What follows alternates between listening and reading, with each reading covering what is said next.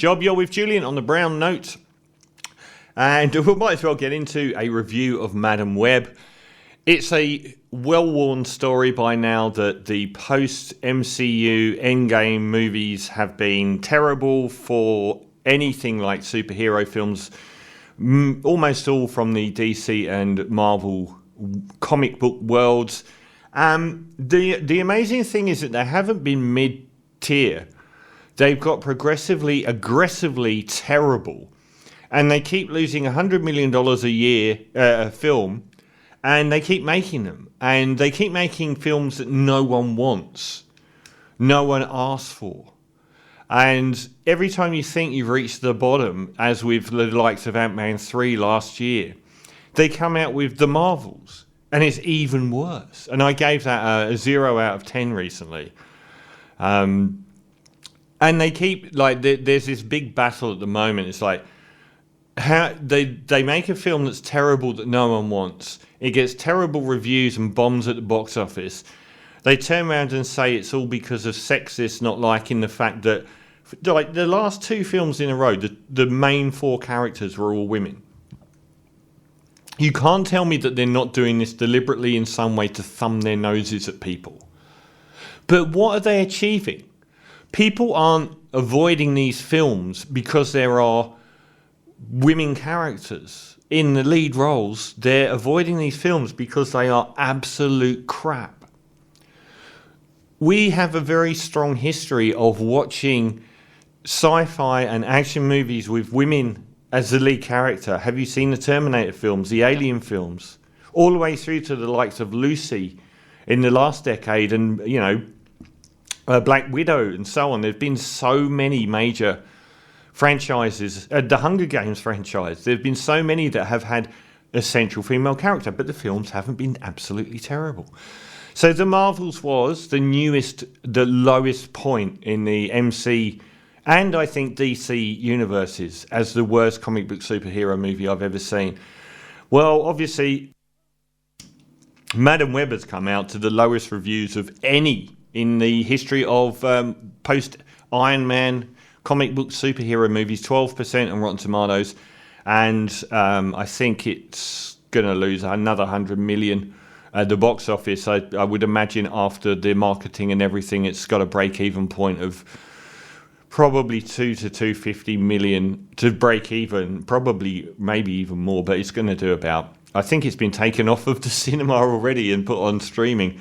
Oh, wow, Madam Web. So it's difficult to know where to lay the blame at here, apart from the fact that no one wanted a Madam Web character.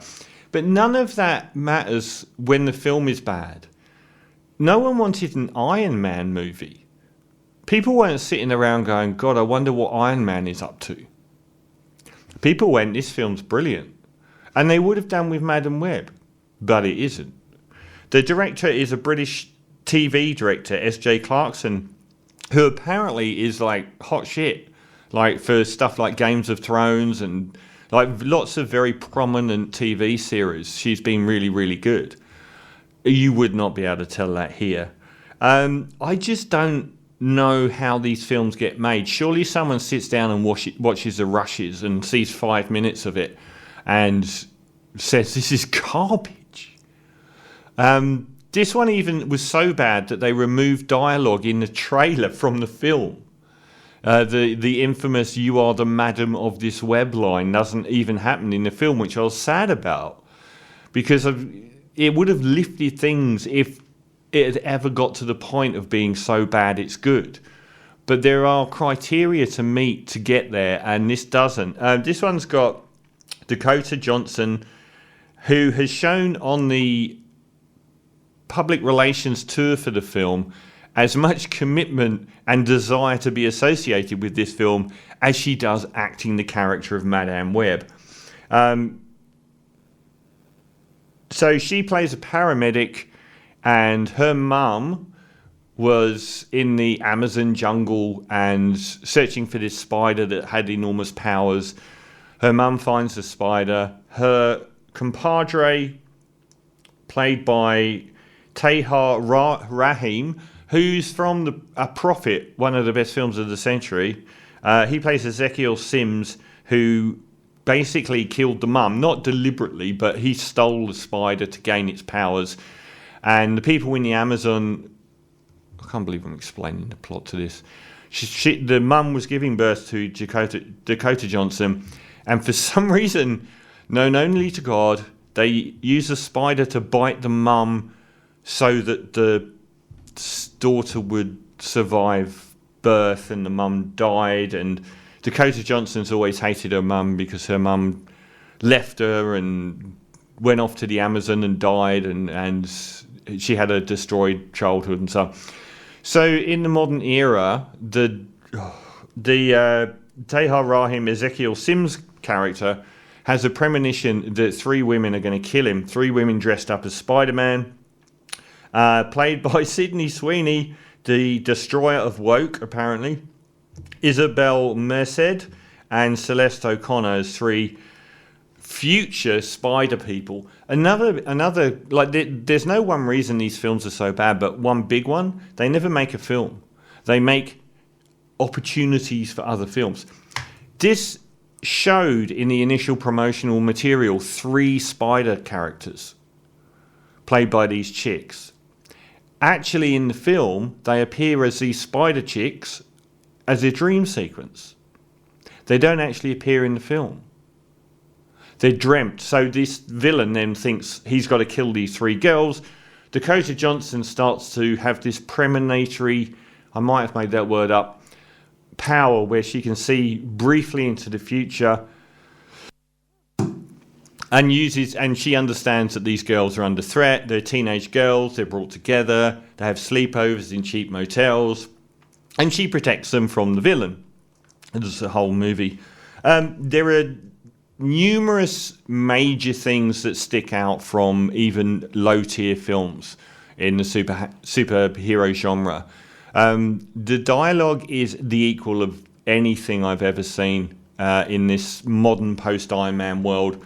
It is mind-blowingly terrible dialogue, and the delivery is shockingly awful, to the point where you're constantly watching the mouth sync, because it looks like they're actually syncing audio over the top of the acting, because probably the acting was so flat, they actually tried to G it up in the studio by overdubbing a lot of the lines, because the level of engagement from the actors is as low as I've ever seen.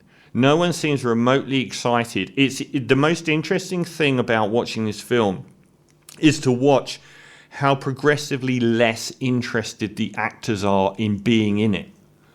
You'd think being in a $90 million movie, and hold on for a second, how did they spend $90 million on this film? We've just had Godzilla -1 win the Best Visual Effects Award at the Oscars with a budget of $15 million. This film is like watching an episode of The A-Team. It's so cheaply shot. You just don't understand how we spend $90 million on this film. I couldn't believe they spent $230 million on the Marvels. That looked so cheap, but occasionally it did look like they spent money. But nothing here is above cheap, like not even TV standard, but cheap TV standard. The VFX is shockingly bad. How did they spend $90 million on this film? Is this just one giant Ponzi scheme and these people are just making hay while the sun shines and filling their bank accounts and just like letting the investors take all these $100 million hits? So those bits are bad. The level of engagement from the actors is bad.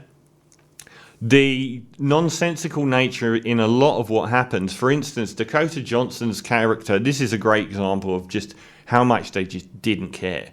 She spends most of the time of this movie driving around New York State, I think it's set in New York, in a stolen taxi she's removed the license plates from that's smashed up in the front, and no one ever stops her.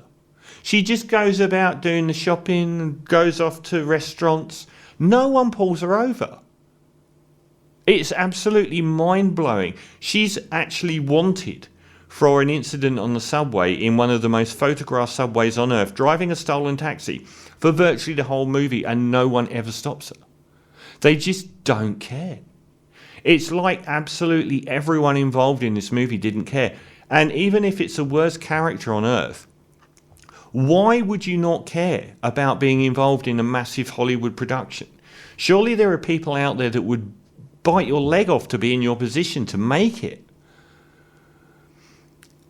So the performances are very leaden and crap, and the camaraderie between the girls is like a really bad episode of Charmed.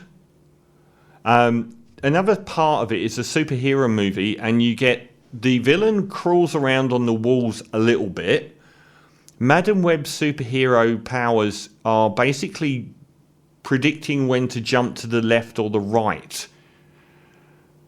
So she's seen the attack in advance. That's it. The girls don't get any powers at all. They clearly wanted to make this into a franchise where the young, hip girls crossing each demographic actually become the new Spider-Men. Or Spider-Gwens, I guess. The denouement is like... it made me think of Highlander 2 a little bit. But I think Highlander 2, the Redux version, was a lot better than this film. It is now occupying the place above the marbles, and significantly so, as the worst comic book superhero movie since Iron Man, the worst MCU film.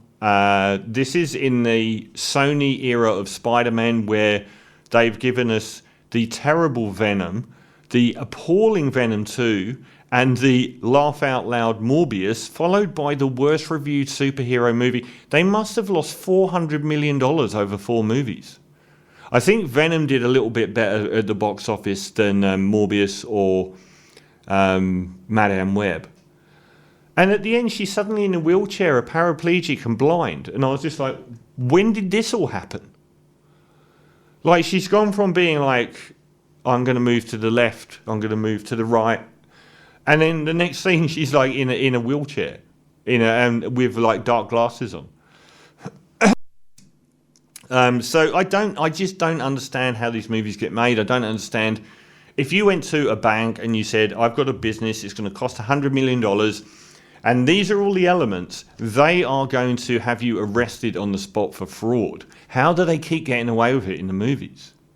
There isn't any of these films that you would have said, yep, make it. And if you'd have had some oversight, which is, I guess, the job of a producer, you would have said, this is total garbage. You can't release this at all.